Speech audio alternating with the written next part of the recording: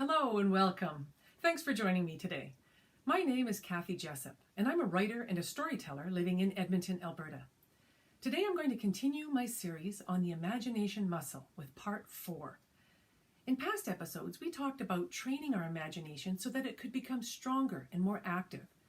Today, I'd like to talk about exercising and stretching our imagination muscle in every direction so that we can get better at brainstorming and coming up with good ideas for our stories. Now, if you're going to brainstorm successfully, I think it's helpful to look at what goes into a story, the ingredients. And here are 3 important things to think about. Number 1, the main characters. Who is in your story? It could be people, but it could be animals or aliens or robots, but you definitely need the who. You also need to think about a problem. Stories have lots of little problems in them, but also stories usually have a big main problem, something the characters have to get through and over and to the other side so the story can end.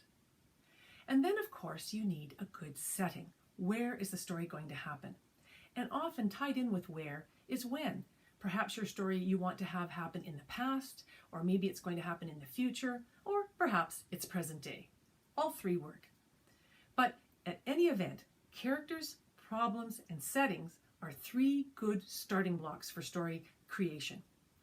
But, and this is important, you don't have to start brainstorming in any particular order. It's important to realize that the whole thing about brainstorming is to relax your brain and let it drift and go wherever it wants to go.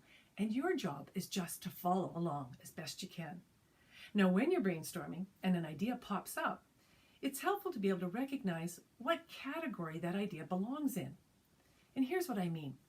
Sometimes a student will come to me and they'll say, Mrs. Jessup, I don't know what I'm going to write about yet, but for sure I want to be in the story and I want my best friend Jason to be in it.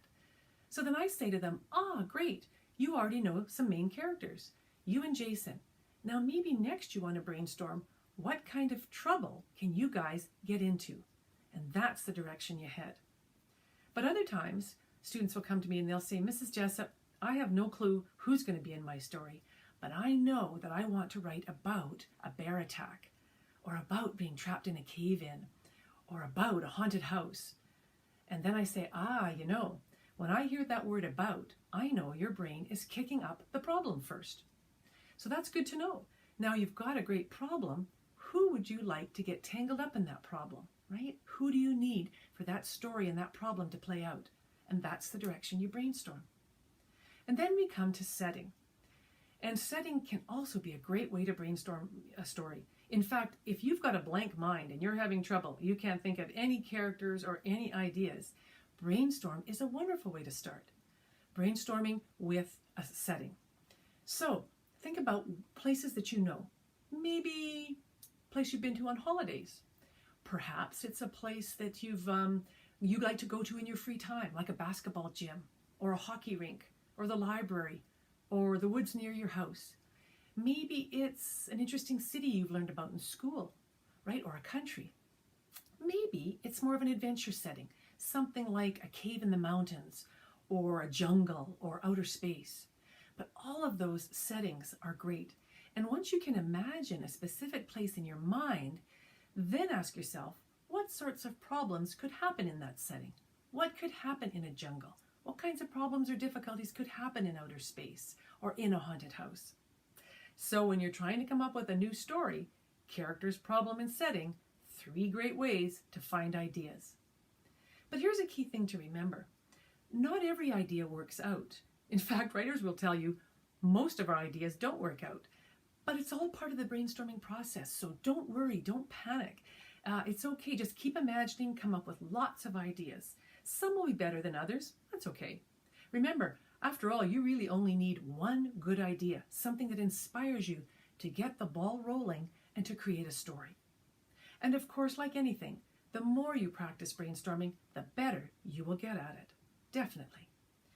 Before I wrap today, I'd like to leave you with a challenge. I'm going to give you some characters, a general topic, and a setting.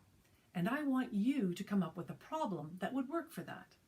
Now, you don't have to write the story if you don't want to, but at least try to come up with some choices for stories that could happen with those ingredients. Are you ready? Okay. Your main characters are a kid, a boy or a girl, whatever age you decide, a kid and their grandpa. The general topic is something to do with fishing, and the setting is a cabin by a lake. Now, the question is, what trouble are they going to get into? Over to you. Well, writers, that's it for today. Next time in my final video, Imagination Muscle Part 5, you're going to find out how I answered the exact same challenge I just gave you. I'm going to tell you a story that I call Hillary's Fishing Trip. And you'll also hear about the power of two little words writers like to use. What if? Until then, I'm Kathy Jessup. Thanks for watching. And thanks also to the Young Alberta Book Society for their sponsorship of Yabs TV.